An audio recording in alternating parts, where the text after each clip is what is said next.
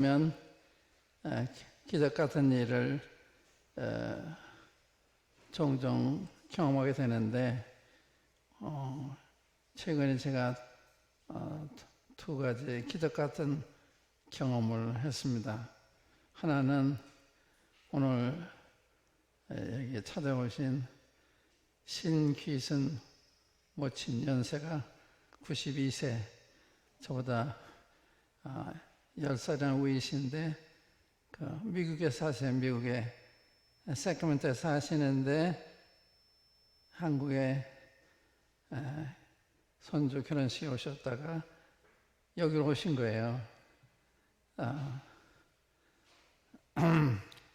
제가 처음 뵀을 때 마음에 가책을 느꼈습니다. 늘 미국에 가면 모친은 늘 생각을 하면서 찾아가 뵈지 못했는데, 제가 처음 온데도 못 찾아가 뵀는데 노인이 찾아오시니까 제가 가책을 느꼈어요. 그리고 연세 어떻게 한국에 오셨고 또 여기까지 오셨나.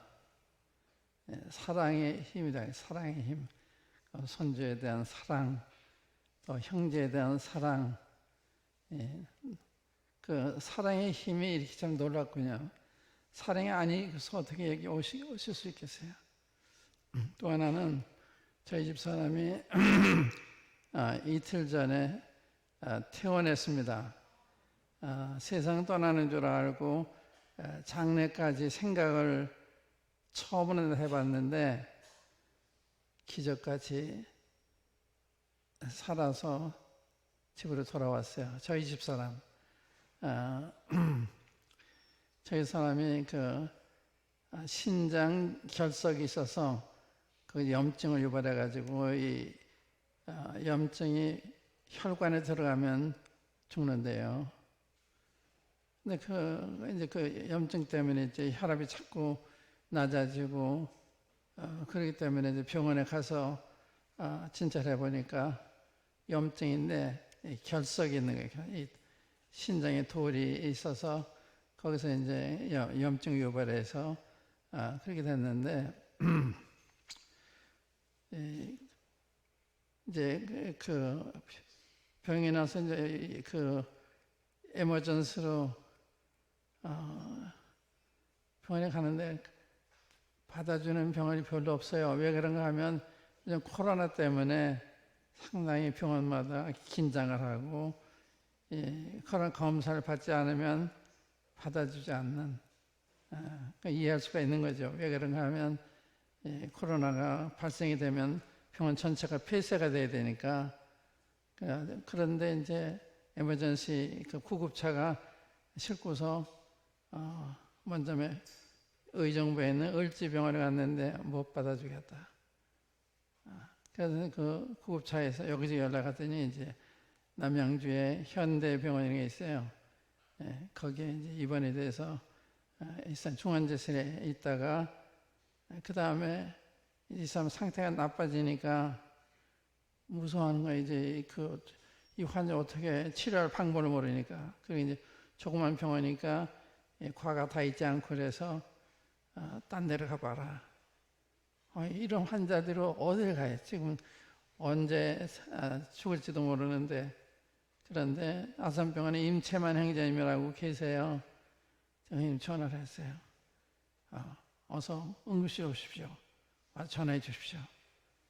요즘은 입원에 굉장히 힘들어요. 근데 그 행자님이 응급실로 이렇게 들어왔고, 들어온 다음에도 또 입원이 또 다른 문제예요. 근데 그 행자님이 도우셔서 입원도 하게 돼서 더 좋게 된 거죠. 더 좋게. 종합병원에 큰 병으로 와서 했는데 여기서도 굉장히 어려운 거예요. 그래서 이제 염증 치료는 됐는데, 거의 됐는데, 이 결석, 이 토를 제거해야 되는데, 집사람이 노인이니까 이런 환자는 마취를 하게 되면 깨어나기가 힘들대요. 그러니까 해야 되나 안 해야 되나 이런 가운데 이제 염증치료는 됐고, 염증치료는 이제 신경과에 사는데, 그 결석 제거 수술은 비뇨기과에 가야 되는데, 비뇨기과에 너무 사람들이 많이 밀려 있는 거예요. 당장 할 수가 없다. 딴 병원에 갔다 와라. 또 그런 환자들도 어딜 가요. 그래서 이제 병원에서 여기저기 알아봐가지고, 그 중랑구에 녹색병원으로 있어요. 거기도 또 중환실로 가도록 돼 있었는데, 거기를 가지 않고 지난 월요일날 집으로 왔습니다. 근데 이렇게 되는 데는 저희 막내가 미국에서 와가지고 엄마를 두 번째 보는 거예요. 왔는데 처음에 와가지고 이제 구청하고 병원에 양해를 구해가지고 한 번 중환자실에서 어머니를 뵀는데 근데 또 뵙고 싶은데 볼 수가 없는 거예요. 병원에서 굉장히 신경을 쓰는 거예요. 특별히 외국 사람들은 더 경계를 해요. 그런데 이제 내일 모레 떠나기 때문에 한 번은 어머니 뵙게 할 수 없느냐. 그래서 허락을 했어요. 그래서 중환자실로 가서 어머니 뵙고 그날은 이제 일반실로 또 옮기는데 하루 있더니 엄마하고 떨어지기 싫은 거예요. 그러니까 그 하룻밤을 더 있기를 원하는 거예요. 그래서 걔는 이제 군에 있는 사람이에요. 그러니까 가야 되는데 또 연기를 해가지고 하루 연기를 해서 이틀 동안 어머니 간병해냈는데 그 아이가 어머니를 살린 거예요. 어떻게 의사니까 환자를 잘 파악을 해서 간병을 진짜 잘한 거예요. 간병을 운동도 시키고 밥도 먹이고 막 이렇게 우리는 그건 못하죠. 본인이 안 먹다 보도 할 수가 없어요. 그런데 저희가 의사니까 이렇게 강권해서 먹이고 해가지고 퇴원한 거예요. 2차병으로 가야 되는데 집으로 온 거예요. 놀랬죠. 오늘까지 거의 입원하기 전의 상태로 돌아왔어요. 그래서 이제 자기 손으로 밥도 먹고 윌체어도 이렇게 움직이고 이 정도가 있어요. 농담도 하고. 그런데 이제 다음 화요일 날 수술해요. 아산병원에 다시 입원해가지고 거기서 이 신장 결석 제거 수술을 하는데 이제 월요일 날 갔다가 이제 또 화요일 날 수술하는데 내일이죠. 내일 또 호흡기내과에 가서 외래로 검사를 받으라는 거예요. 근데 이런 환자가 어떻게 외래를 가요? 지금 그냥 침대에 실려서 가면 몰라도 휠체어 타고 그 불가능해서 제가 임정형님 또 문자 보냈어요. 상담을 일이 있는데 집사람 현재 이런 상태인데 꼭 호흡기내과를 거쳐야 되는 거냐? 다른 길은 없냐? 생략하는 길은 없냐? 또 이 침대에서 이렇게 내원 환자처럼 침대에 실려서 이렇게 치료 방법은 없나? 이 몇 가지 질문했는데 즉각 답이 왔어요. 7일 날 입원하는 날 비뇨기과에서 요구하는 호흡기내과 검사는 입원하는 날 해도 된다. 좀 놀랐어요. 그런 병원에서는 안 된다고 그렇게 대해서 싶거든요. 이게 수술하기 전에 전 단계로 이제 이걸 다 해야 되나 봐요. 그래서 그런 놀라운 일이 벌어져서 집안이 정말 기뻐했죠. 오늘 이제 고민하고 그랬는데 제가 우리 막내에 대해서는 참 제가 자랑하고 싶은 아이예요. 얘는 일반 외과 수련회 4년차까지 하다가 과를 옮겨서 지금 마취과 의사가 됐는데 학교 다닐 때부터 얘는 부모를 이렇게 효도해요. 결혼하기 전부터 효도를 하는데 저희가 이제 미국에 가서 샌디에고 그런 데 사는데 만부를 보내서 학생이 마무리면 1,000불이에요. 천만 원이에요. 지금도 1,000만 원이 크잖아요. 학생분 돈이 있어요. 제가 그걸 쓸 수가 없어요. 그래서 돌려보냈죠. 내가 지금 학생을 이렇게 해서는 안 된다. 그렇게 그 부모를 끔찍히 생각하는, 이번에도 어머니를 위해서 이렇게 돌아가는 날을 연장을 하고서 이틀을 간병하는 사람을 살려낸 거예요, 얘가. 그러니까 이 막내가 어머니 살렸다고 했다고 하네요. 지금 모든 분들은 집사람이 지금 제2차 면에 가 있는 줄 알아요. 근데 집에 왔다니까 모두 놀라죠. 이제 그런 두 가지 기적. 하나는 우리 노자매님이 여기까지 오셔서 만나 뵙게 된 거. 사랑의 힘이 얼마나 큰가. 두 번째는 제 아들, 그 효도심. 그냥 어머니를 살린 거예요, 어머니를. 지금까지 살아있는데, 이게 최근에 제가 경험한 두 가지 기적입니다. 우리가 사도행전 읽으면 기적이 많아요. 기적이 많은데, 우리가 사도행전 그냥 보통 역사이기 때문에 이렇게 읽어가면 이것저것 깨닫는 게 있지만, 이 하나님이 중간에서, 중앙에서 역사를 주관하시고 인도하시는 이 점을 봐야 되는데 이게 좀 보기가 쉽지가 않아요. 그러니까 오늘 공부는 사도행전 6장에 지난번 공부 다음으로 스데반에 대한 이야기가 나오는데 하나님이 어떻게 하나님이 일에 있어서 역사하시는가. 그래서 제목이 하나님의 일과 하나님. 그 다음 제목은 하나님의 일과 사람. 하나님의 일에 있어서 하나님은 어떻게 역사하시고 사람은 어떻게 행동해야 되나. 그런 이야기예요. 그러니까 이게 굉장히 중요하거든요. 우리가 이 하나님의 교회잖아요. 하나님의 교회에 있어서 사람이 주도하느냐 하나님이 주도하시느냐 이런 얘기죠. 내 삶에 있어서 하나님 내 생애를 주도하시느냐 내가 내 생애를 주도하시느냐 이런 문제예요. 근데 지금 역사를 보는 거잖아요. 사도행전 6장 한번 열어보세요.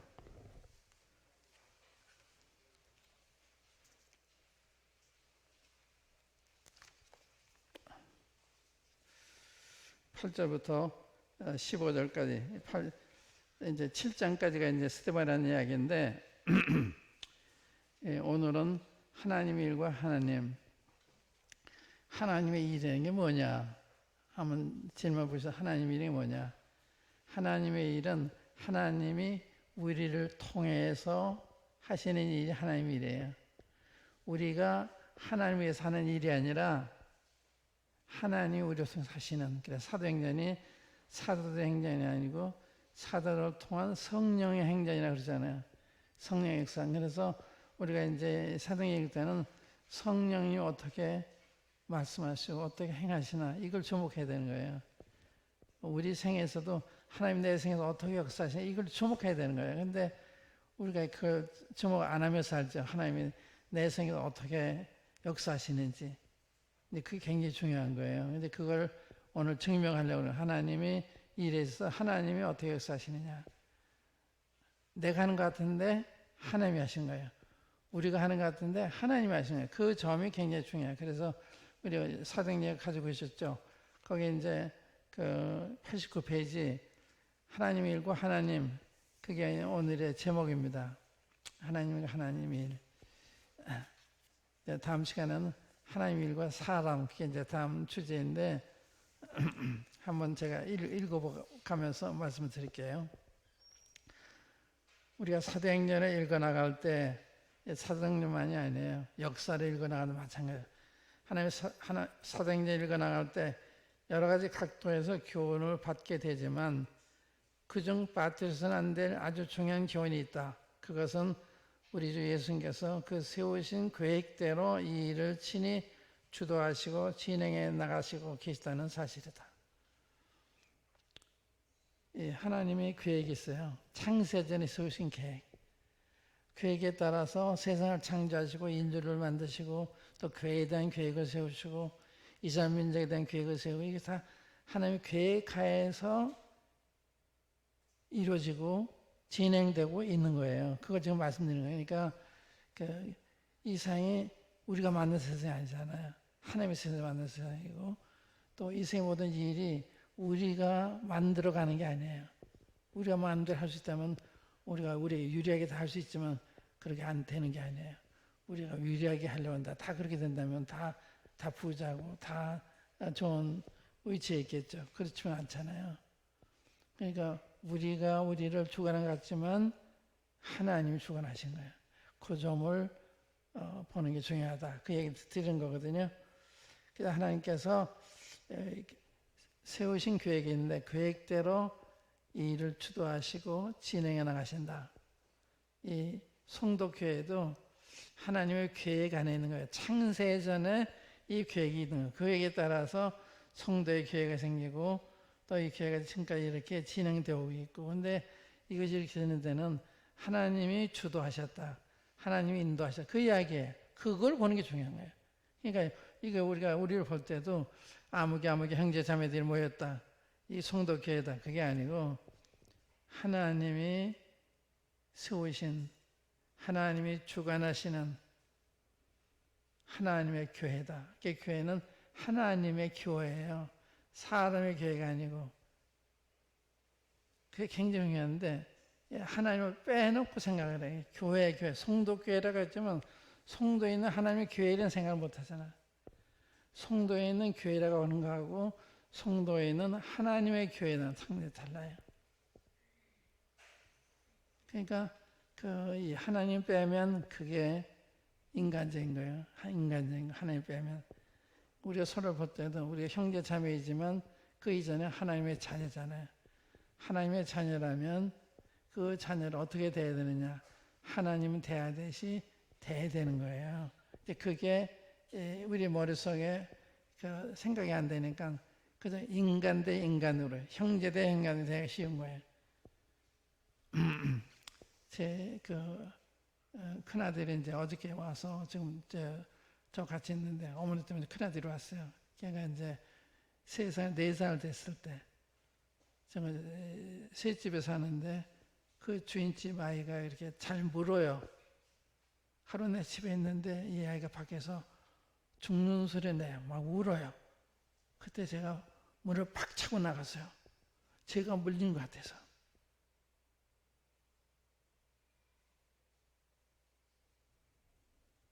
왜 그래? 내 자식이니까. 내 자식이 아니라면 놀라긴 하겠지만 그 정도의 행동은 하지 않았겠죠. 내 자식이니까 이렇게 물리니까 악 하고 오는데 막 정신을 잃고서 막 뛰어나가는 거예요. 하나님 우리에 대해서 그런 거예요. 하나님 자녀이기 때문에. 그래서 사도행전 9장에 보면 사울이 교회를 핍박할 때 주님이 오셔서 사울아 사울아 네가 왜 나를 핍박하느냐 그러잖아요. 나를. 이게 성도가 주님이에요. 왜 나를 핍박하느냐. 주님은 부활하시고 하늘나라에 계시잖아요. 지금 사울이 제자들이 핍박하는데 주님이 왜 나를 핍박하느냐. 주님이 우리를 자식처럼 보고 계시다. 이게 놀랍잖아요.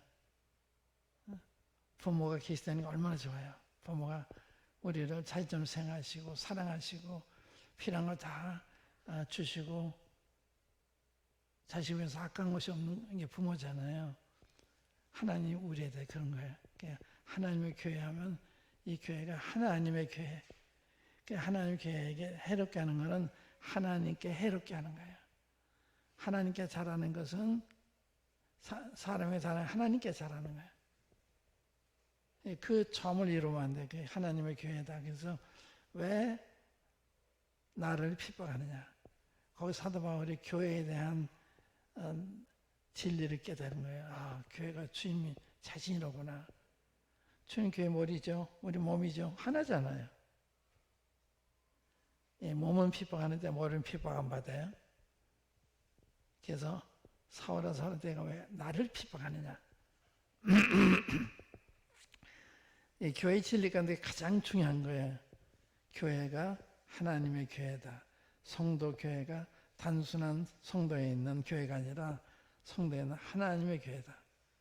그래서 고린도전서 1때 보면 고린도에 있는 하나님의 교회, 곧 그리스도 예수 안에서 거룩하여지고 성도라 부르심을 자들과 각지에서 우리 주 예수도의 이름을 부르는 자들에게 은혜 평강이 있기를 원한다 그러잖아. 그러니까 성도들을 하나님의 교회라 그러는 거야. 구원받은 성도들이 하나님의 교회이고 그리스도의 몸의 지체다. 그러니까 주님은 머리시고 우리는 그 몸이 지체가 돼 있어요. 여러분까지 주님의 몸의 한 부분이 되어 있는 거예요. 그러니까 주님은 얼마나 귀하게 생각하시겠어요. 그래서 형제들한테 잘못하는 것은 주님의 눈을 찌른 것 같아요. 눈을 찌른 것처럼 생각하시는 거예요. 그리고 그걸 알면 성도들한테 함부로 할 수가 없죠. 말도 함부로 할 수가 없죠. 성도한테 잘하는 게 주님 앞에 잘하는 것이고 성도한테 잘못하는 게 주님한테 잘못하는 거예요. 단 인간관계가 아니에요. 그러한 처 안에서 교회를 보고 서로를 본다고 하는 대단히 중요한 거예요. 우리 마태복음 25장 한번 열어볼까요?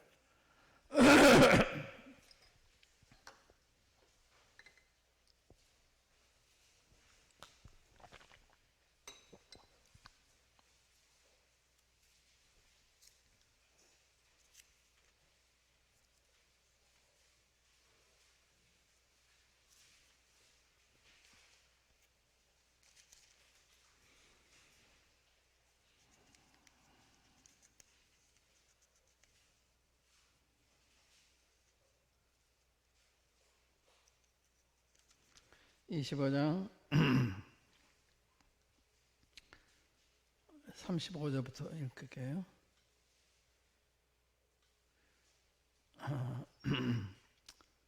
31절부터 읽을게요. 31절. 마태복음 25장 31절. 인자가 자기 영광으로 모든 천사와 함께 올 때 자기 영광의 보좌에 앉으리니 모든 민족을 그 앞에 모으고 각각 분별하기를 목자가 양과 염소를 분별하는 것 같이 하여 양은 그 오른편에 염소는 왼편에 두리라. 양은 진짜 하나님의 자녀들이고 염소는 아니에요. 가짜예요. 염소. 그거 얘기하는 거예요. 35절. 내가 줄일 때 왼편에 썼다. 34절에 그때 임금이 그 오른편에 있는 자들에게 이르시되 내 아버지께 복받을 자들이요 나와 창세로부터 너희를 위하여 예비된 나라를 상속하라. 내가 줄일 때 너희가 먹을 것을 주었고 목마를 때 마시게 하였고 나그네 되었을 때 영접하였고 벗었을 때 옷을 입혔고 병들었을 때 돌아보았고 옥에 갇혔을 때 와서 보았느니라.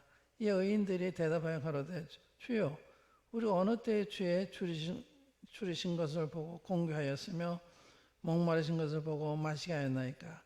어느 때 나그네 되신 것을 보고 영접하였으며 벗으신 것을 보고 옷 입혔나이까.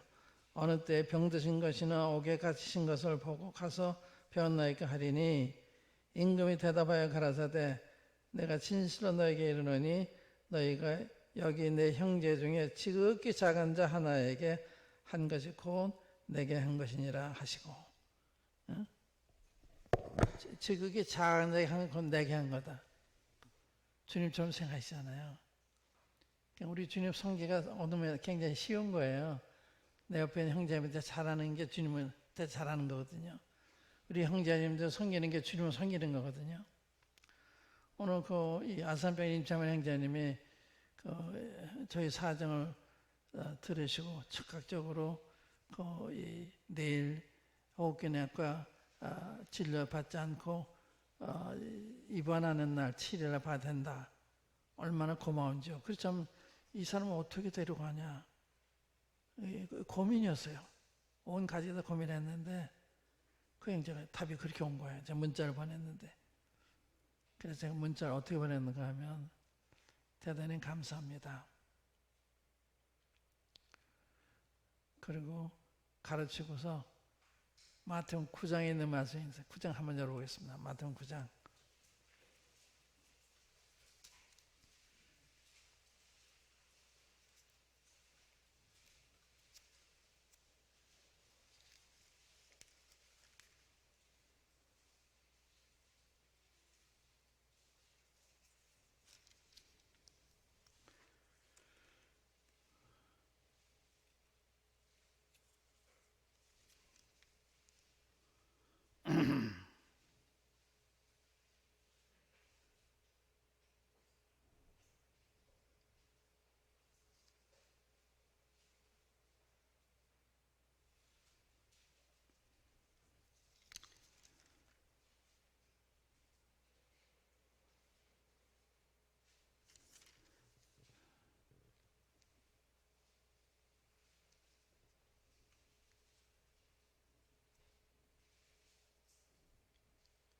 그 소자에게 냉상수를 주면 그 상을 잃지 않는다는 말씀 있죠.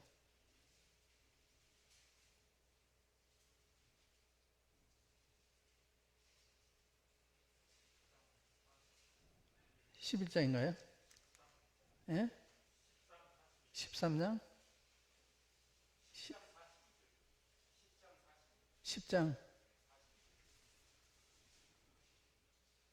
네, 10장 40절부터 42절 제가 인용했는데, 너희를 영접하는 자는 나를 영접하는 것이요, 형제 영접하는 게 주님을 영접하는 거예요.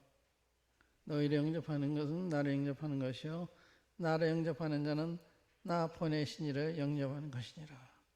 선자의 이름으로 선자를 영접하는 자는 선지자의 상을 받을 것이요, 의인의 이름으로 의인을 영접하는 자는 의인의 상을 받을 것이요, 또 누구든지 제자의 이름으로 이 소자 중 하나에게 냉수 한 그릇이라도 주는 자는 내가 진실로 너에게 이르노니 그 사람의 곁담고 상을 잃지 아니하리라.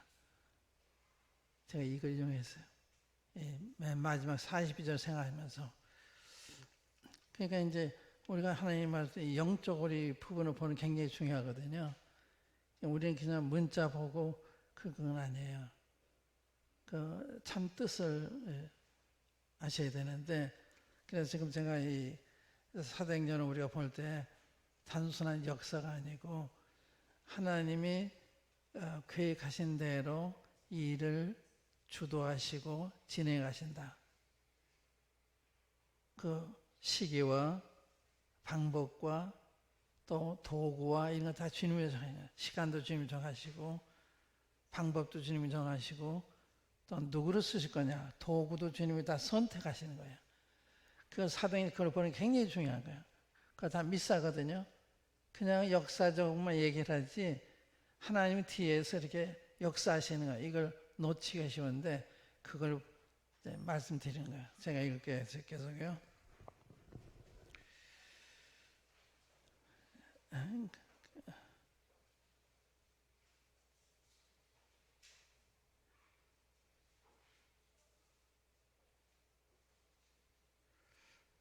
지금 네 번째 줄에 하나, 둘, 셋, 넷. 네 번째 줄에 사도들과 성도들은 때를 따라 주님께서 필요로 하시는 일에 도구로 사용되고 있을 뿐이며 사도들이라도 스스로 계획을 세우거나 일을 주도하거나 지휘하지 않는다. 어떤 때는 그렇게 하는 것처럼 보이지만 사실은 그렇지 않다. 그들이 주님의 지시와 인도하심을 일일이 이야기하지 않고 있을 뿐이다. 이것은 사도 바울의 증거를 통해서도 알 수 있다. 고린도후서 1장 15절에 보면 이렇게 되어 있어요. 내가 이 확신을 가지고 먼저 너에게 이르렀다가, 너희는 고린도 교회, 너에게 이르렀다가 너희를 지나 마게도냐로 갔다가 다시 마게도냐에서 너에게 가서 너희가 보내줌으로 유대로 가기를 계획하였으니 이렇게 경영할 때 어찌 경홀히 하였으리요. 혹 경영하기를 육체를 쫓아 경영하여 예하고 아니라 하는 일이 내게 있었겠느냐. 사도 바울은 이런 일에서 하나님의 계획을 따라서 하셔야 됩니다. 그게 다 얘기하지 않잖아요. 그러나 그게 다 깔려 있는 거죠. 그러므로 하나님의 일에 있어서 중요한 것은 우리가 항상 하나님의 지시와 인도하심을 받아 일해야 한다는 사실이다. 우리가 주도하면 안 돼요. 하나님이 주도하시는지. 주님의 인도하심을 따라서 네 하고 따라가는 거. 그래서 여쭤봐야 돼요. 이 갈까요? 말까요? 다윗이 그렇잖아요. 전쟁할 때 쫓아갈까요? 말까요? 가라. 그러면 가고, 가지 말으면 안 가고. 그게 단순한 거예요. 이렇게 주님의 일은 복잡한 게 아니에요. 주님 뜻이면 하고 아니면 안 하고, 거기 내 생각을 가미하면 그게 잘못하는 거예요. 사도행전 1장 8절에 보면 우리 주님께서 성천하시기 전에 사도들을 찾아 그들이 앞으로 어떻게 될 것을 말씀하고 있다. 즉 오직 성령이 너에게 마시면 너희가 권능을 받고 예루살렘과 온 유대와 사마리아와 땅끝까지 이르러 내 증인이 되리라 하셨다. 이게 그 하나님의 세계 성계된 계획이잖아요. 예루살렘과 온 유대와 사마리아 땅끝까지 이르러 내 증인이 되리라. 이게 주님의 계획이에요. 그대로 이 뜻이 전개가 돼서 우리 한국에까지, 땅끝 동쪽 끝에 사는 우리 한국에까지 복음이 왔잖아요. 그 놀랍죠. 그러니까 우리 자신이 기적인 거예요. 제가 한 20여 년 전에 독일에 갔을 때 독일 모임에서 이 사도행 1장 8절에만 인용하면서 이 말씀이 이루어졌습니다. 제가 증인입니다. 그랬어요. 저는 극동에 위치한 대한민국에서 왔습니다. 이 말씀을 따라서 제가 구원을 받고 여러분들 앞에 섰습니다. 그러니까 끝난 다음에요. 이러거든요. 아래로 훑어보면서 정말 그러네요. 여러분과 저는 하나님의 계획하에서 구원받고 지금 여기에 있는 거예요. 보세요. 성령이 내게 임하시면 내가 권능을 받고 예루살렘과 온 유대와 사마리아 땅까지는 내 증인이 되리라. 증인이 되라는 게 아니에요. 이걸 되게 그렇게 해요. 증인이 되라. 아니에요. 증인이 되리라. 성령이 임하시면 증인이 되게 돼 있는 거예요. 증인이 되리라.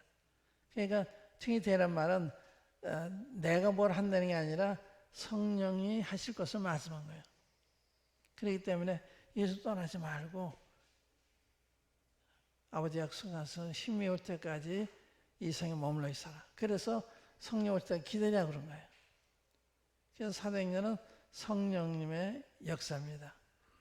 또 교회 역사는 지금 2000년 역사가 2000년 역사인데 이 성령이 주도해서 이루어진 게 교회 역사예요. 이걸 굉장히 중요한 거예요. 근데 오늘 역사가 역사 쓰는 거 보면요, 인간적인 측면에서 와서 인간적인 측면에서. 그러니까 대단한 역사가들이 많잖아요. 용기의 토인비 같은 사람 세계적인 유명한 분인데 그런 분들도요, 인간적인 시각으로 역사를 보고 써요. 인간의 시각으로. 하나님의 시각으로 봐야 그게 바른 역사를 얘기하는 거거든요. 뭐 같은가 하면 여인이 그 방석을 만들기 위해서 술을 넣을 때 천에다가 술을 넣잖아요. 술을 넣으면은 밑에서 보면 시력이 좀 엉켰죠. 그게 인간의 측면에서 보는 거예요. 역사를 볼 때 도대체 이게 무슨 일이냐. 이런 전쟁이라고 코로나가 오고 이게 무슨 뭐냐. 이해가 안 가는 거예요. 위에서 보면 뭐예요? 아름다운 무늬가 만들어져 가죠. 그게 하나님의 시각으로 보는 역사예요. 인간의 머리는 밑에서 보기 때문에 연구하고 대단히 노력은 많이 하지만 바르게 볼 수가 없잖아요. 역사는. 그래서 하나님의 시각으로 봐야 되는데 그래서 분들이 많지가 않아요. 호주 유명한 그 역사가 있는데 그분이 책 읽어보니까요. 그분이 자기가 세계에서 가장 짧은 책에서 썼대요.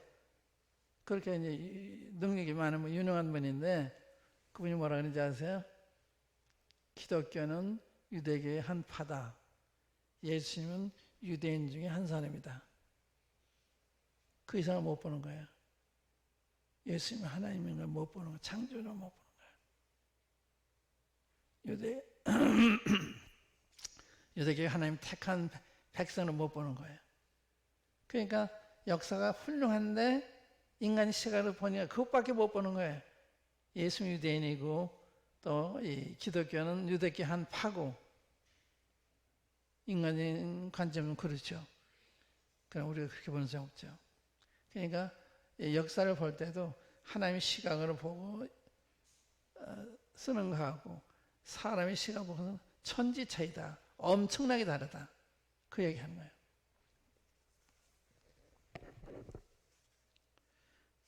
그러니까 주님이 여기 내가 상기죠. 증인이 되리라고 하셨다. 5번째 줄이죠. 이것은 주님의 범세계적 선교 계획을 말씀하신 것이다. 그러나 그 일도 사도들이 할 일이 아니고 성령님께서 사도들을 통해서 하실 일이었다. 맞아요? 틀려요. 사도들에게 너 이렇게 하라 그런 게 아니에요. 다만 기다려라. 그러면 성령이 임하시면 너희가 권능을 받고 이렇게 될 것이다. 그 얘기한 거예요. 그러므로 주님께서는 사도들에게 내 증인이 되라고 말씀하지 아니하시고 내 증인이 되리라고 말씀하십니다. 이게 천지차야. 되라고 하는 것은 우리 보고 하라는 거거든요. 되라고 하는 것은 성령이 마시면 성령에 의해서 그렇게 될 거를 말씀한 거예요. 다르잖아요. 그러니까 굉장히 중요한 이야기가 앞으로 성도교회가 어떻게 되는 것도 있고 관계가 있어요. 그러니까 인간적으로 교회가 세워져 가느냐 성령에 의해서 세워져 가느냐 이름을 달리는 굉장히 중요한 이야기예요.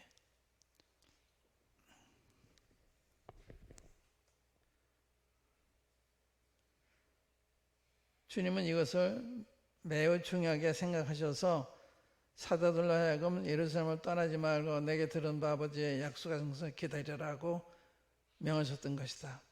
왜냐하면 성령님이 오셔야만 그들이 그 일을 수행할 능력도 인도하심도 받게 되고 또 성령님을 통해서만 교회가 세워지고 운영될 수 있으며 또 성령님을 통해서만 복음이 온 유대와 사마리아 땅끝까지 이르러 전파될 수 있기 때문이다. 그 시기, 그 방법, 그 도구 등 모든 것은 다 성령님께서 결정할 일들이었다. 이걸 깨닫는 게 굉장히 중요합니다. 그다음 우리는 그것을 본문의 말씀에서 보게 된다. 사도행전의 기자 누가는 사도행전 6장 7절에서 예루살렘 교회가 놀랍게 부흥되어 가는 마지막 모습을 기록하고 나서는 장면을 예루살렘 교회로부터 이스라엘 백성과 이스라엘 공예로 바꾸고 있는 것과 그 지도자들이 어떻게 복음을 거절하고 그들에게 보내신 하나님의 증인 스데반을 죽이며 또 교회를 핍박함으로 예루살렘 교회의 성도들이 온 유대와 사마리아와 그리고 이방인의 땅에까지 흩어져 그들로 말미암아 복음이 어떻게 온 유대와 사마리아와 이방인들에게 전파되고 있는 사실을 보여주고 있는 것이다. 이게 무슨 말인가 하면요.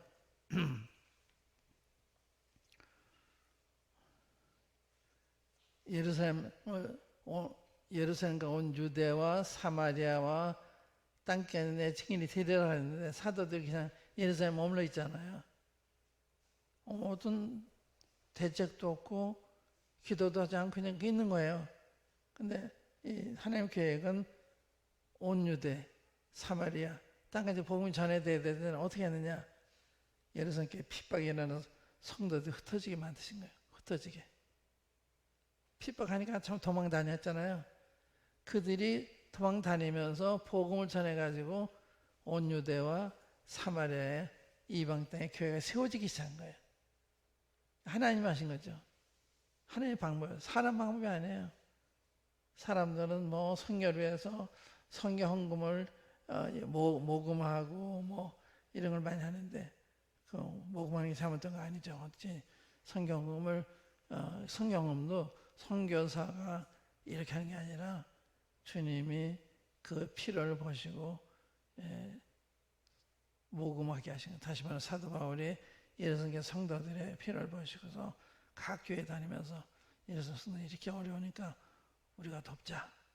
그래서 그런 모금을 했어요. 그런 게 괜찮아요. 그런데 자기가 자기를 도와달라고 그런 거 아닌 거예요. 그건 믿음이 아니에요. 그러니까 이제 이런 걸 구별을 잘 하셔야 돼요. 주님이 할 때 이가 어떤 방법으로 하느냐, 하나님의 뜻대로 하는 거냐, 인간의 방법대로 하는 거냐, 이게 상당한 차이가 있어요. 그래서 나 교회는 내가 세웠다니, 교회는 저 사람 어떻게 세워요? 주님이 세우신 거지. 성도가 구원받는 거는 죽은 사람을 살리는 것 같은 거예요. 죽은 사람 살리는 걸 사람이 어떻게 해요? 하나님이 하시지. 우리를 통해서 복음을 전해서 살아나게 하시지만 우리가 살리는 게 아니죠. 복음 전할 때도 내가 설득해서 구원받게 하겠다. 아니에요. 성령님이 함께 하시면 안 되는 거예요. 그러니까 전도할 때 그걸 알면은 주님을 전적으로 의지하게 되고 주님 인도하심 따라 하게 되는 그렇지 않으면 자기 열심으로 그 다른 거예요. 그래서 주님이 이런 성경에 핍박이 나게 해서 성도 사업에 흩어진 사람들이 두루 다니면서 복음을 전하잖아요. 그래서 복음이 온 유대와 사마리아와 이방 땅에 다 복음이 전해진 거예요. 그게 이제 11장까지 쭉 나와요. 13장부터는 이제 두 사도를 부르셔가지고 이방 땅으로 성경 내버리잖아요. 다 주님이 하시잖아요. 사도행 잘 보면 주님이 다 하세요. 보세요. 이 땅까지 내 증인이 되리라 했는데 누가 땅까지 갈 거예요? 주님이 사도 바울을 구원하시잖아요. 사도 바울은 주님의 원수죠. 교회 원수인데 주님 그 사람을 구원하셔가지고 그래 이방인의 사도를 세우잖아요. 누가 세웠어요? 주님이 세우셔요. 그리고 이제 사도행 13장에서도 그 선자들과 교사들이 모여서 금식하며 주를 섬겨 금식할 때 성령께서 가라사대 내가 시키는 일을 위해서 바나바와 사울을 따라 세워라 이러죠. 성령이 세우잖아요. 다 성령님이 하신 거예요. 그게 굉장히 중요한 거예요. 그래서 교회 장로들이 굉장히 중요한 거죠. 이런 걸 영적으로 잘 이끌어서 교회를 인도해야 되니까. 그렇잖아요. 인간적으로 하게 되면 그 인간의 일이 되는 거죠. 그 이야기 하는 거예요. 또 읽어볼게요.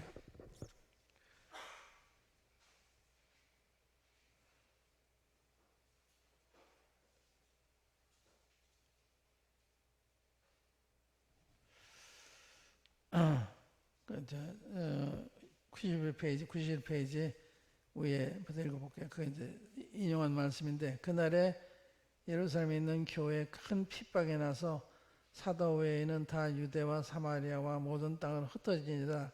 그 흩어진 사람들이 두루 다녀 복음을 전할 때 빌립이 사마리아 성에 내려가 그리스도의 백성에게 전파하니 여기 다 유대와 사마리아 모든 땅 흩어졌다 그랬죠. 그래서 유대에 복음이 들어간 거예요. 그래서 사마리아에 복음이 들어간 거예요. 그 다음에 주님이 빌립 불러가지고 빌립이 사마리아 성에 가서 복음을 전해서 큰 부흥이 일어나잖아요. 또 주님이 빌립한테 너 저 광야로 내려가는 가사에서 광야로 내려가는 게 가라. 그래서 에티오피아 내시, 에티오피아, 아프리카 이 내시 복음을 전해서 복음이 아프리카를 가잖아요. 다 주님이 하시는 거예요. 여기 이제 자세히 제가 인용을 했으니까 자세히 읽어보시면 그러한 주님의 도를 깨닫는 이런 건지 아시게 되죠. 또 스데반의 일로 일어난 환난을 인하여 흩어진 자들이 베니게와 구브로와 안디옥까지 이르러 도를 유대인에게만 전하는데 그 중에 구브로와 구레네 몇 사람이 안디옥에 이르러 헬라인에게도 이방인에게도 말하여 주 예수를 전파하니 주 예수님 그들과 함께 하심에 수많은 사람이 있고 주께 돌아오더라. 이게 이제 주님의 일이 그렇게 되어지는 거다. 사도들 계획서도 되어진 게 아니에요. 주님이 그 환경을 움직이셔가지고 사람들을 흩어지게 만드셔가지고 복음 말씀 전하게 해서 복음의 사명이 흩어지게 퍼지게 한 그렇게 한 거죠. 또 읽어볼게요. 다시 말하면 온 유대와 사마리아와 땅까지 이르러 내 증인이 되리라는 주님의 계획이 사도들의 선교 전략이나 프로그램에 의해서 이루어지고 있는 것이 아니고 주님의 주도로 이루어지고 있다는 사실이다. 그 시기, 방법, 도구 등 모든 일이 주님이 배후 섭리에 의해서 놀랍게 이루어지고 있는 사실에 우리는 놀라지 않을 수 없다. 먼저 집사 스데반을 주목해보자. 누가 그를 이스라엘 공회에 그리스도를 증거하는 최후의 공식적인 증인으로 보내셨을까? 사도들이었는가? 아니다. 성령님이었다. 이 무슨 말이냐면 이제 7장 이야기인데 7장 스데반이 이스라엘 공회 앞에 가서 너희는 살인자다 이러면서 얘기 선고를 해요. 이게 재판과 같아요. 주님이 우리가 3장에서 보면 너희들이 몰라서 그리스도를 죽였으니까 지금이라도 회개하면 주께로부터 유쾌하게 되는 날이 올 거다. 그러니까 다시 말하면 그 전까지는 유대인들이 주님 십자가 못 박은 것을 하나의 그 과실치사 차를 몰고 가다 과실로 사람을 쳐 죽일 수가 있잖아요. 과실치사 고의적인 중에 다르잖아요. 과실치사로 봐주신 거예요. 주님이 유대인들의 그 행한 나쁜 일을. 그런데 7장에서 보면 그렇게 확실한 것을 보여줬는데도 계속 거절하니까 너는 살인한 자다. 살인한 자. 그러니까 과실치사가 이제 살인이 고의적인 살인이 된 거예요. 그걸 얘기하는 거예요. 그래서 여기 이제 그런 선고를 할 때 사도도 해야 될 것 같은데 스데반 집사예요. 집사가. 그러니까 그건 사도들이 하면 해야 된다. 장로들이 하면 해야 된다. 아니에요. 주님이 하시는 거 주님이 이 집사를 쓸 수도 있고 주일학 개성을 쓸 수도 있고 자매를 쓸 수도 있고 그런 거기 때문에 항상 주목해야 돼요. 주님이 누구를 통해서 어떻게 역사하시는지. 이게 장로들이 할 일이에요. 장로는 그걸 보고서 성도들을 안내하는 거죠.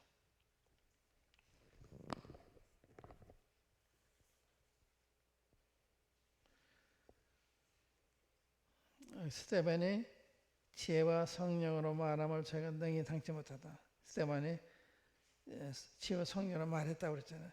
스데반은 성령이 충만하여 그러니까 성령의 인도를 받고 있었다 그런 말씀이에요. 그리고 스데반이 죽임을 당하고 또 그날에 예루살렘 교회에 큰 핍박이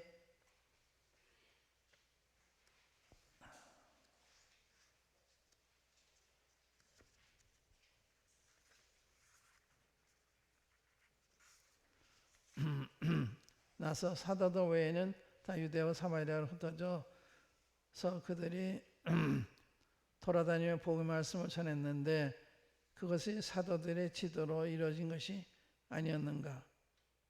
아니다. 그건 역시도 주님의 지혜와 섭리로 이루어지는 것이다.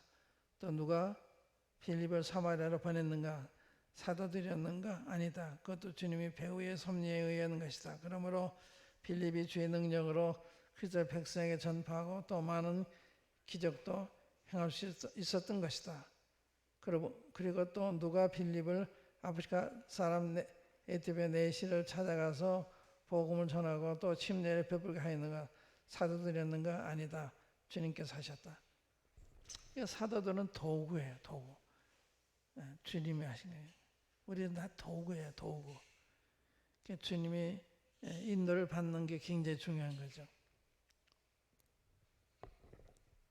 여기도 주님이 주의 사자가 빌립들로 가라되 가라고 그랬잖아. 성령이 빌립들로 이르시되 주의 영이 빌립이 이끌어 간지라게 다 주님이 주도하시고 계시는 걸 보여주는 거예요. 사람이 하는 게 아니다. 사도행전 9장의 사울의 회심에 대한 기록이나 10장의 베드로로 하여금 이방인을 찾아가 복음을 전하게 하신 일, 11장의 복음이 안디옥에 전파되고 13장의 안디옥 교회에서 바울과 바나바를 이방 선교를 위해 따로 세우고 또 보내신 일 등 이 모든 것이 무슨 뜻이겠는가? 그것은 주님께서 친히 당신의 일을 계획대로 주도하시고 지휘 진행시켜 나가고 계시다는 사실을 역사가 누가가 우리에게 알려주고 있는 것이 아니겠는가? 다시 말하면 주님의 일은 주님께서 친히 착안하시고 그 적절한 시기에 적절한 방법과 적절한 사람들을 타게 행하시고 계시다는 사실이다. 그것을 지금 초대교회 역사가 우리에게 보여주고 있는 것이다. 그러면 주님의 일이 있어서 우리 성도들이 알아야 하고 또 담당해야 할 부분은 무엇일까? 먼저 우리가 알아야 할 부분부터 살펴보자. 그러니까 이게 주님이 이렇게 하신다면 우리가 알아야 될 게 뭐고 우리 행해야 될 게 뭐냐 그 얘기하는 거예요. 첫 번째, 주님의 일은 주께서 하시는 것이지 우리가 하는 것이 아니라는 사실이다. 이것을 할 때 우리는 주님을 우러러 주님의 계획과 방법과 시기와 지시와 인도와 능력 등 모든 것을 기다려 받아가지고 행하게 되는 것이다. 이는 우리가 종이지 주인이 아니기 때문이다. 우리가 종이잖아요. 종이 자기 마음대로 계획을 세워서 일하는 게 아니라 주인의 지시를 따라서 하는 거지. 그걸 착각할 수가 있어요. 우리는 종이에요. 우리는 도구예요. 도구 든 사람이 일하시는 거지 도구가 일하는 게 아니잖아요. 또 두 번째, 주님의 일은 우리의 힘으로 할 수 없다는 사실이다. 이것을 할 때 우리는 주님을 우러러 성령과 지혜와 믿음과 은혜와 권능에 충만해지기를 구하게 될 것이다. 그럼 주님께서도 사도들에게 볼지어다 내가 내 아버지의 약속하셔서 너희에게 보내리니 너희는 위로부터 능력을 입힐 때까지 이 성에 유하라 또는 예루살렘 떠나지 말고 내가 들은 아버지 약속하신 것을 기다리라고 하신 것이고 또 사도 바울의 한결같은 가르침도 너희는 성령을 쫓아 행하라. 어제 성령의 충만을 받으라고 한 것이다. 이게 다 그런 데서 나온 교훈이죠. 성령을 쫓아 행하라. 개인이나 교회나 가정이나 다만 성령 충만하라. 또 성령의 충만을 받아라. 성령의 충만은 성령의 지별 받는 말, 성령의 지별 따라서. 그러니까 성령의 충만하지 않으면 성령 따라 행할 수가 없는 거예요. 또 이제 94페이지 주님은 적시적소에 친히 사람들을 기용하여 사용하신다. 이것을 알 때 우리는 주님을 우러러 일꾼들을 일으켜 주시거나 보내달라고 기도하게 될 것이고 그런 사람들을 주님 대하듯이 대하고 영접하게 될 것이다. 네 번째, 주님의 일은 주님께서 친히 세우신 시간 계획에 따라서 진행하신다는 사실이다. 우리가 이것을 여호와의 일곱 절기에서 아브라함에 대한 하나님의 시간 계획에서 이게 무슨 말인가 하면 하나님은 하나님이 친히 세우신 시간 계획이 있어요. 그 계획에 따라서 일을 진행한다 이 말이야. 그러니까 우리가 계획한 시간에 따른 거라 하나님이 계획한 시간에 따라서 한다고 말이에요. 그것이 일곱 절기 있잖아요. 일곱 절기. 유월절, 무교절, 초실절, 또 오순절, 또 이 속죄일, 나팔절, 또 이 속죄일, 초막절, 일곱 절기 했는데 주님 언제 돌아왔어요? 6월절에 돌아가셨어요. 언제 주님 부활하실 때 초실절에 주님 부활하셨어요. 부활의 첫 열매가 된 초실절에 언제 성령 오셔서 오순절에 오셨어요. 그러니까 이게 이스라엘이 주신 그 일곱 절기 이게 연중 행사인데 이 시간에 따라서 진행이 된 거예요. 주님이 올절에 돌아가시고 초실절에 부활하시고 오순절에 성령 오시고 그 다음에 이제 나팔절이죠. 그게 이제 주님 재림이라. 그러니까 이스라엘 일곱 절기가 하나님이 그런 계획을 세우고 계획에 따라서 행하고 계시다. 그걸 지금 얘기하는 거예요. 그 다음에 아브라함에 대한 하나님의 시간 계획에서 또 볼 수 있다.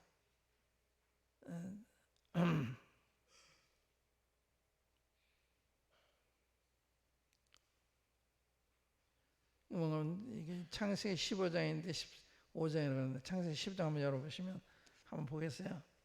창세기 15장.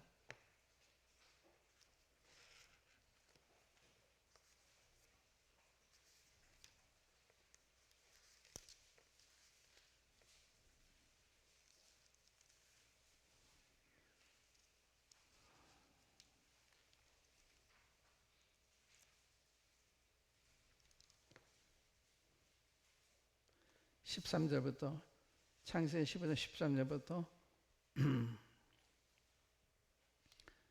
여호와께서 아브라함에게 이르시되 너는 정령히 하라. 네 자손이 이방에서 객이 되어 그들을 섬기겠고 그들은 400년 동안 네 자손을 괴롭게 하리니 그 섬기는 나라 내가 징치하며 그 후에 네 자손이 큰 재물이 그거 나오리라. 너는 장수하다가 평안히 조상에게로 돌아가 장세될 것이요 네 자손은 4대 만에 이 땅으로 돌아오리라. 이는 아모리 족속의 죄악이 아직 관영치 아니함이니라 하시되.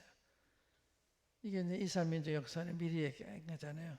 지금 이 아브라함한테 아직 자식 하나도 있지 않을 때인데 네 자손이 이방에서 개게 되어 그대로 섬기겠고요. 애굽에 가서 섬기들 그 얘기한 거예요. 섬기했고 그들은 400년 네 자손을 괴롭게 하려니 이건 애굽 이집트에서 노예가 돼가지고 노예 생활하던 걸 가리킨 거예요. 그 섬기는 나라를 내가 징치할지며 심판할 것이며 그 후에 네 자손이 큰 재물을 입고 나오리라. 이게 다 사실이에요. 너는 장수하다가 평안히 조상에게로 장수할 것이요 네 자손은 4대 만에 이 땅으로 돌아오리라. 이 대로 된 거예요. 그래서 우리가 사도행전 7장에 보면요. 한번 사도행전 7장에 보세요. 그게 이제 스데반이 그 이스라엘 역사를 이렇게 쭉 열거해 나가다가 아브라함에 대해 이런 얘기를 해요.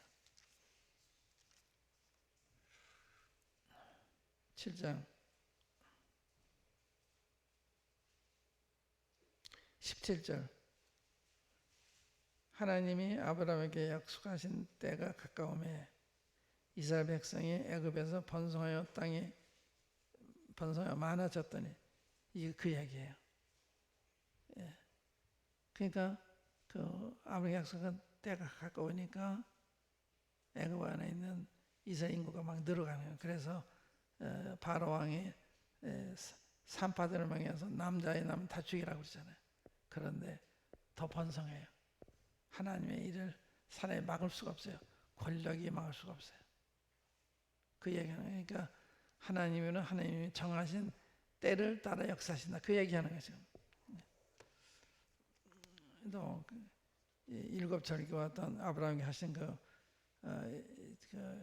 계획에서 그 창세기 5장에 15장입니다. 제가 잘못했습니다. 또 이스라엘의 바벨은 포로에서 그 뭐예요? 이스라엘 백성들이 예레미야 보면 그 바벨론에 포로돼 가서 70년 동안 종로로 사다가 70년이 지나면 내가 다시 돌아가게 하겠다. 그대로 하셨잖아요. 그 시간 계획이 다 있는 거예요.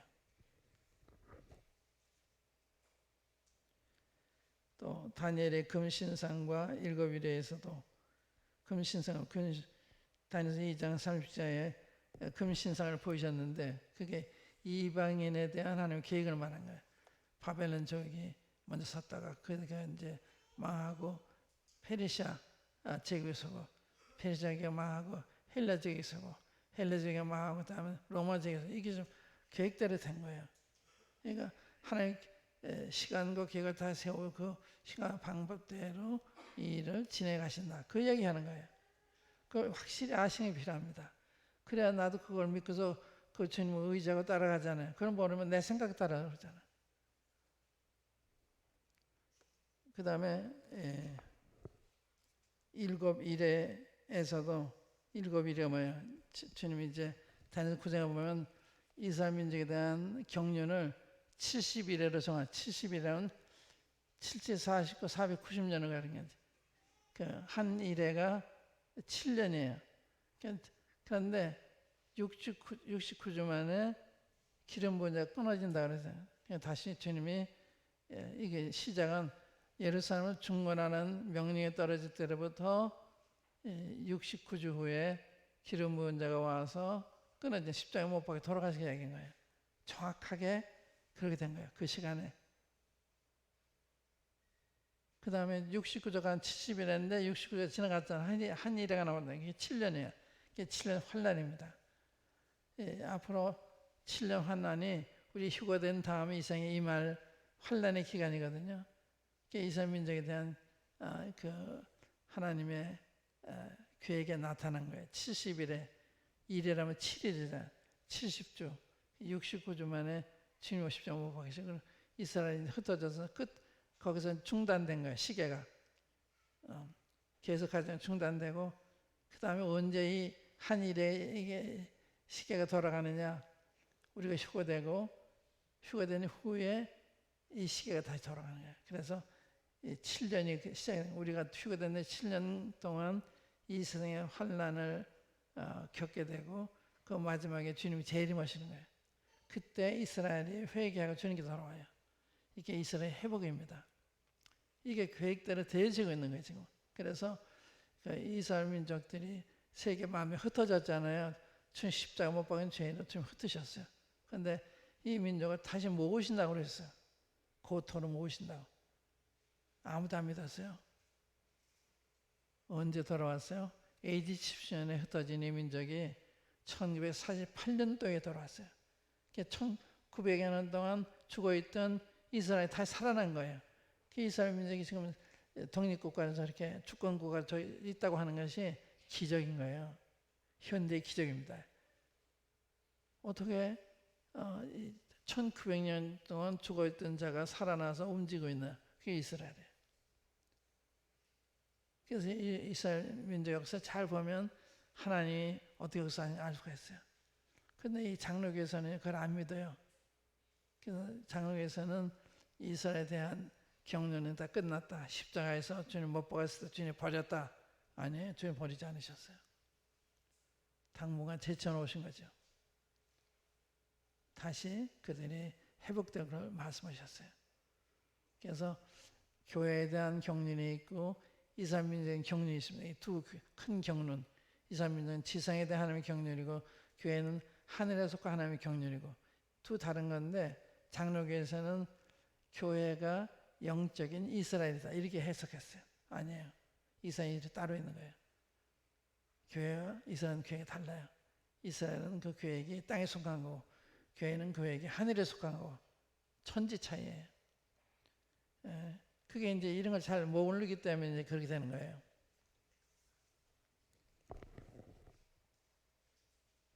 또 주님 자신에 대한 시간 계획에서도 볼 수 있다. 주님이 내 때까지 이르지 않았다. 내 때가 가까웠다. 내 때가 이르렀다. 이렇게 하시잖아요. 주님이 이 생에 계실 때도 시간 계획에 따라서 역사하신 이제 내 때가 가까웠다. 내 때가 이르렀다. 그리고 십자가로 가시잖아요. 주님 생애도 주님이 세우신 시간 계획에 따라서 진행됐다. 우리 교회 있을 때 마찬가지예요. 그래서 하나님 당신의 세우신 계획대로 역사를 진행해 가신다. 이건 역사를 보는 시각입니다. 주님의 계획대로. 우리에 대한 것도 다 주님의 계획 안에 들어있는 거예요. 우리 가정도 나 개인도 주님의 계획 안에 다 있는 거죠. 개인까지요. 참사 마리가 땅에 떨어지는 것도 너희 천부께서 허락하지 않으면 땅에 떨어지지 않는다. 너는 머리카락이 다 세심화 되었나니 두려워하지 마라. 너희는 많은 참수도 귀하다. 보자. 참사 마리가 땅에 떨어져 다 주관한 나라다. 너희는 머리카락이 다 헤아리시 맡았다. 이 무슨 뜻이에요? 주님의 시선을 거치지 않고 우리에게 임하는 일이 하나도 없다. 다 주님이 보시고 허락하시기 때문에 이러저러한 일이 우리 임하는 거다. 그런 말씀이에요. 그걸 아는 게 굉장히 중요한 거예요. 그냥 우리는 여유가 있죠. 우리 생각도 하려고 그러지 않죠. 우리 조바심하지 않죠. 저희가 현대 병원에서 나가라고 그래서 이런 환자를 어떻게 나가러나 병원에서 정해져서 딴 데로 가도록 해줘야지. 황당한 거예요. 저 환자가 사경해면는데 우리 보고 우리는 치료 더 할 수가 없으니까 딴 병에 찾아가려는 거예요. 그런데 내가 무슨 생각했느냐. 떠나는 건 주님의 뜻이구나. 좋은 길이 있는 모양이다. 그냥 아산병원을 갔잖아요. 현대의 조그만 시골 병원이었는데 우리나라에 제일 큰 아산병원을 가잖아요. 그러니까 그 당시 생각할 때는 상당히 황당했는데 주님은 교회가 가서 계시잖아요. 놀랍잖아요. 이렇게 현대병원에서 아산병원으로 해서 도움을 받더라고요. 그러니까 우리에게 해로운 것 같지만 해로운 게 아니에요. 하나님 항상 우리를 우회해서 인도하시기 때문에 우리 유리하게 하시는 거예요. 그러니까 우리가 이해되지 않는 게 많아요. 방법에 있어서는. 그러나 결국은 좋은 거예요. 결과는 좋은 거예요. 그러니까 욥이 그러잖아요. 나의 가는 게 오직 저가 하시나니 나를 단련한 후에는 내가 정까지 나오리라. 나의 가는 게 오직 주만 하시나요. 자기도 모르는 거. 왜 주님이 나를 이러한 고난 중에 인도하시는지 이해가 안 가요. 그러나 결국은 내 정까지 나올 거다. 그건 믿었어요. 그래서 여러분들이 항상 모든 걸 볼 때 이해가 안 가지만 결과는 좋을 것이다. 이렇게 믿으시면 돼요. 주님 결코 자네들 해를 깨하지 않았어요. 우리 사랑하실 때 자기 아들을 아끼지 않으 주시니가 그 아들과 함께 우리에게 모든 것을 은사로 주지 아니하시느냐. 로마서 8장 32절. 얼마나 자기 아들을 아끼지 않으 주시는 분이 우리 함부로 하실 분이 아니죠. 다 계획하에서 모든 일을 하시는 거예요.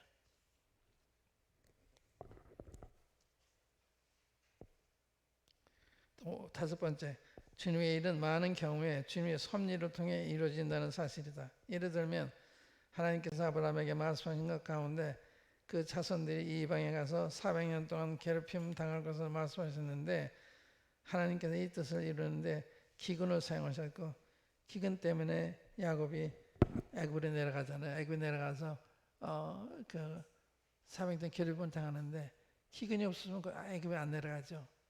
기근을 사용하셨고 또한 그들을 괴로움을 당케 하셨는데 요셉을 알지 못하는 새 왕을 사용하셨다. 요셉을 알지 못하는 새 왕이 핍박하니까 주님이 핍박해도 주님이 그 자손들을 더 흥왕케 하셔 이스라엘 인구가 번성하도록 하는, 이게 다 이 요셉을 알지 못하는 새 왕을 통해서 이렇게 하셨다는 거예요.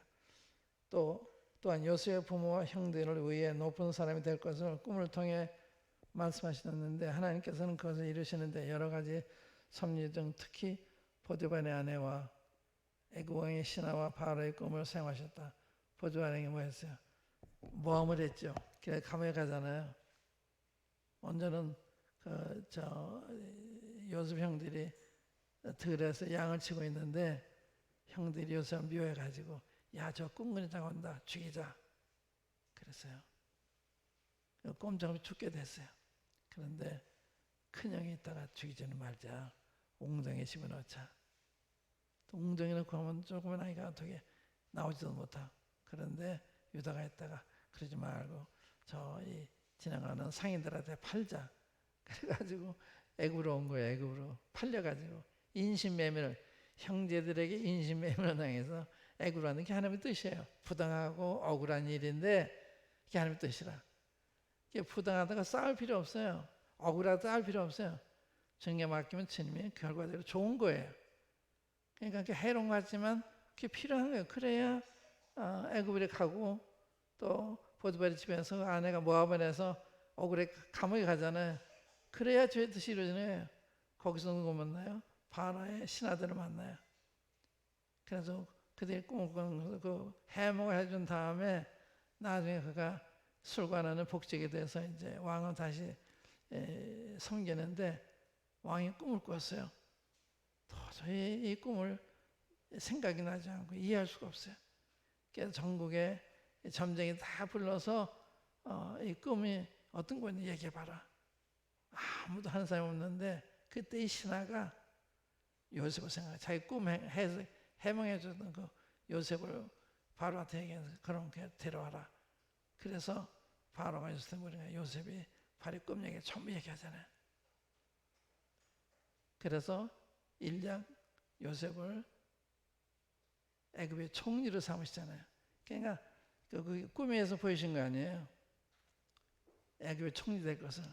이 총리가 되는데 형들, 시기하는 형들을 생각하셨고, 보디발 아내를 생각하셨고, 왕의 신하를 생각하셨고, 그가 석방이 될 때 요셉이 부탁해요.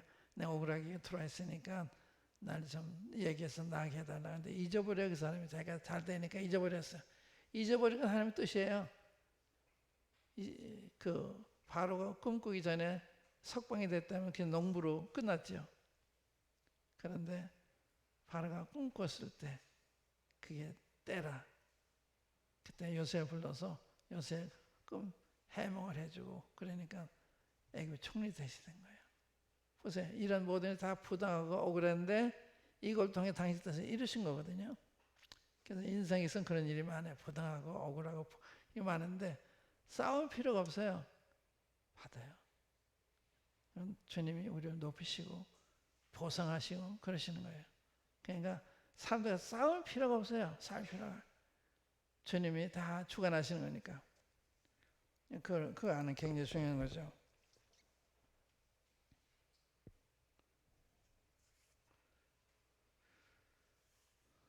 또 신약에서는 주님께서 빌립보 간수와 그 식구들을 구원하시는데 바울과 실라로 투옥돼 가셨고, 빌립보 간수들이 어떻게 구원받았어요?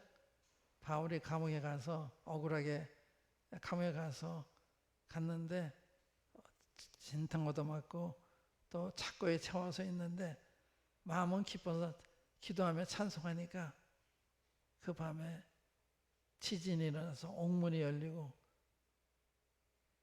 그때 이 간수가 야, 이분이 정말 하나님의 정의로구나 깨닫고서 바울을 사서 선생이요, 우리가 어떻게 구원 얻으리까? 내가 어떻게 구원 얻으리까? 주 예수를 믿어라. 그럼 너가 내 구원받잖아. 그러니까 한 간수에 가는 구원하기 위해서 바울과 실라를 감옥에 투옥되게 하신 거예요. 그러니까 우리가 억울한 일로 감옥에 가도 낙심할 게 아니에요. 거기 전도할 사람이 있어서, 또 병이 들어서 병원에 가도 거기 전도할사람에서 보낼 수도 있어요. 그러니까 이런 걸 전부 하나님 편에서 받아들이면 범사에 감사했어요. 어떤 때는 왜 보내셨는지 모를 수도 있어요. 그러나 하나님 당신 뜻을 이루시는 거예요. 이러저러한 일로서. 한 번 어느 선교사가 하는 농장을 지나가다가 하나님이 저 목장에 가서 복음 전하라고 하시대요. 근데 소들만 있는데 소들한테 가서 복음을 전해요. 그래서 전한 거예요. 복음을. 그리고 갔어요. 몇 년 후에 런던에서 한 신사가 길에서 만나서 인사하면서 스님, 제가 스님 때문에 구원받았습니다. 그러니까 당신 나를 잘 모신 것 같습니다. 그러니까 석견사님이 몇 년, 몇 며칠에 어느 목장을 지나가지 않았어요. 네, 지나갔습니다. 그때 목장에서 설계하지 않으셨어요. 설계했습니다. 그때 내가 막사 위에서 술에 취해가지고 낮잠을 자다가 복음을 듣고 구원받았습니다. 소아때 전했는데 사람들 볼 때 소아때 전한 건데 그 후에 술 취한 그 사람의 복음 듣게 하시면 그렇게 하신 거예요. 그러니까 우리는 우리 상황에서 우리 모르면 사용될 수도 있어요. 주님 사용하시는 거예요. 그러니까 이유를 따질 게 없이 주님이 그렇습니다. 그리고 지나가면 돼요. 몰라도 괜찮아요. 주님이 당신 뜻만 이루시면 되는 거니까.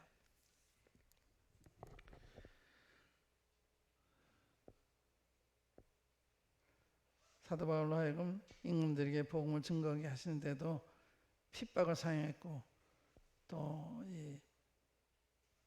여기 읽어보세요. 그러니까 사도 바울이 복음을 전할 때도요.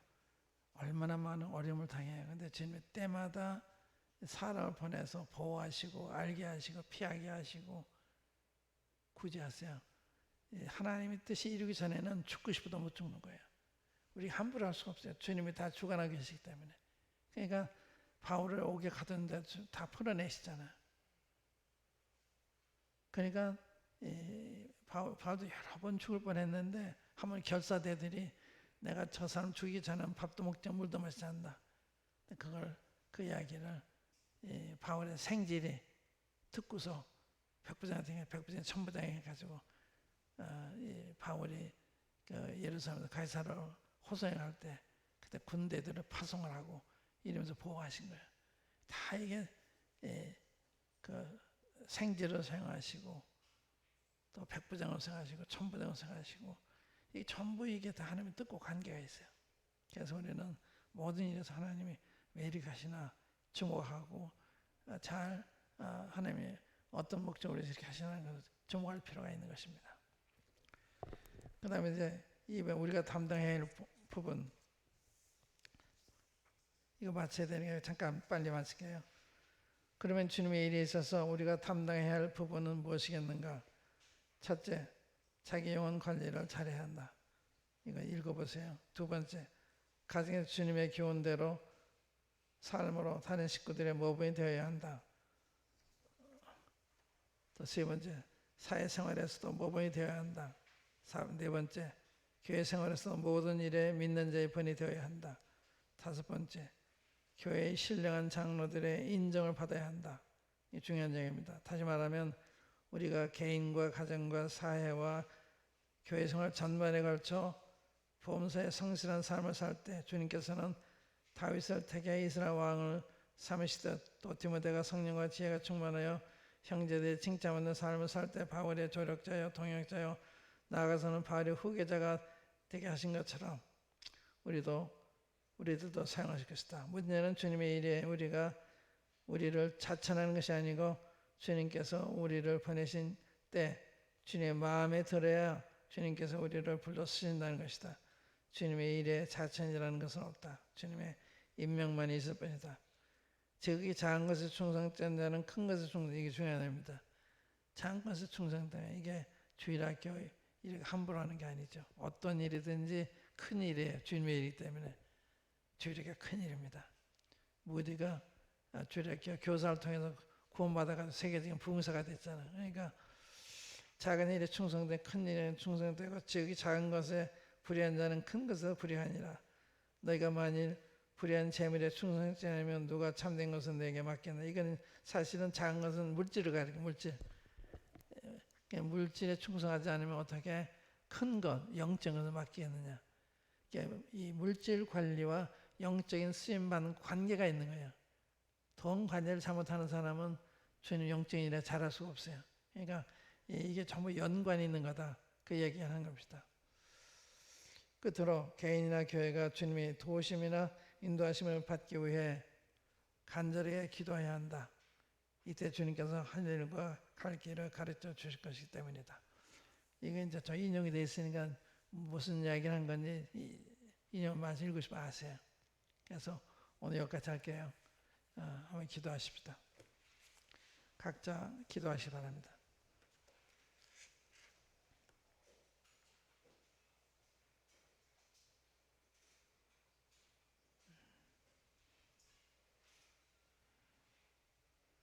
아버지 하나님, 저희들의 안목이 좁아서 오히려 주님을 보지 못할 때가 많사옵고 또 주님을 떠나서 생각하고 행동할 때가 많이 있는 것을 고백합니다. 아버지 하나님, 그러나 제 말씀을 통해서 만사를 주님이 주관하시고 계획하시고 인도하신 것을 알게 하시고 저희들로 교훈을 받도록 인도해 주심을 감사합니다. 아버지 하나님, 이 성도교회를 이러한 점에서 기억하사 이런 성교와 같이 주님의 인도를 받는 교회가 되게 하시고 성령께서 역사하시는 것을 보게 하셔서 주님 앞에 기쁨이 되고 또 온 전국의 교회에 본이 되도록 이 교회를 축복하시고 사용해 주시기를 바랍니다. 오늘 정 말씀을 감사하고 이 모두를 주 예수 그리스도의 이름으로 아버지 하나님께 기도합니다. 아멘.